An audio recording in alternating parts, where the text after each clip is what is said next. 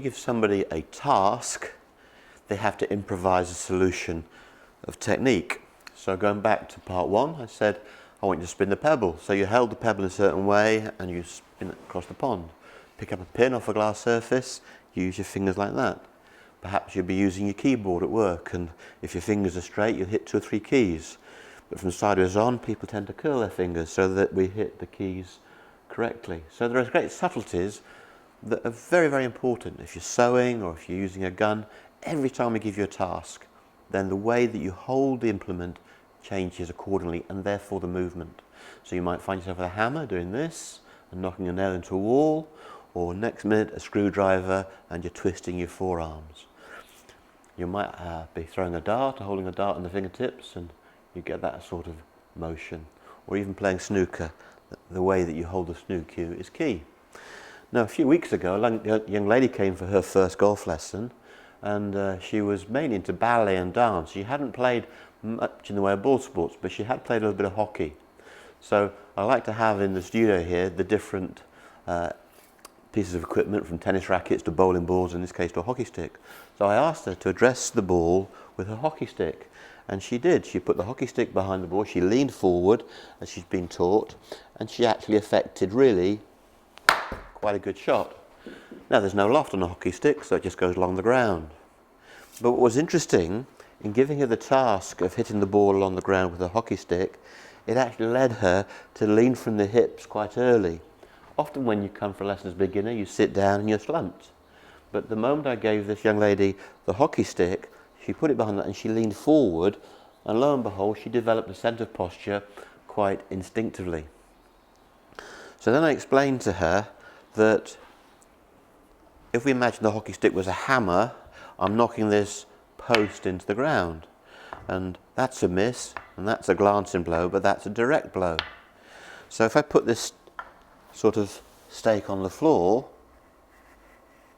the task is to drive that post along the white line towards the target. So the hockey stick works well in that regard because it's got a flat surface. I lean forward now with golfing posture, and if I use the hockey movement to about shoulder high, that's half a golf swing. So we're starting to move now, the shoulders and the arms and the grip we're starting to utilise. So back we go, and then we drive that post towards the floor. Now, what I'd like to remind you of is that is true for every shot, from a full-body drive to a chip, a pitch or a putt. We're actually concerned with the way the club head goes through the ball. I think you'd think it was strange if I tried to lift the post up, or tried to drive it into the ground, or hit it this way to the right, or hit it this way to the left. That would seem strange to you. If I've asked you to push the post along the ground, you'd put the flat surface against the end, you'd make a hockey motion, but the hockey stick would drive the post towards the target. There's no flicking or rolling or steering. It's just a drive towards the target. So, if I then put a golf ball on the end of a stick, or a wooden post I should say, not a stick. Here's my 8-iron, and you can see the half hockey motion goes back, and then I'm driving the golf ball through along the ground. That's what I'm going to feel during the phase of impact. So there we have it. The task is to drive the ball forward towards the target and along the target line. That white line on the screen is very clear. With the hockey stick and the putter, the ball goes along the floor, there's no loft. But when you have loft on the face, like in this case the 8-iron, that motion along the ground driving the peg, the ball gets propelled. So the trajectory, the flight, the height the ball travels is mainly down to the loft. Later on you'll be able to change that trajectory with your own ability.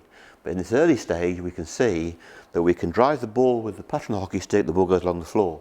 If I drive the ball along the ground with my 8-iron, if that's my image, you see I'm driving the peg towards the target and I go through. The ball takes off because of the loft of the club. Okay.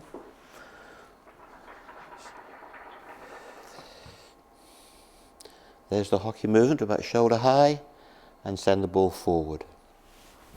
through. You can hear that was a better shot. The shot previously didn't quite catch and it slipped out to the right.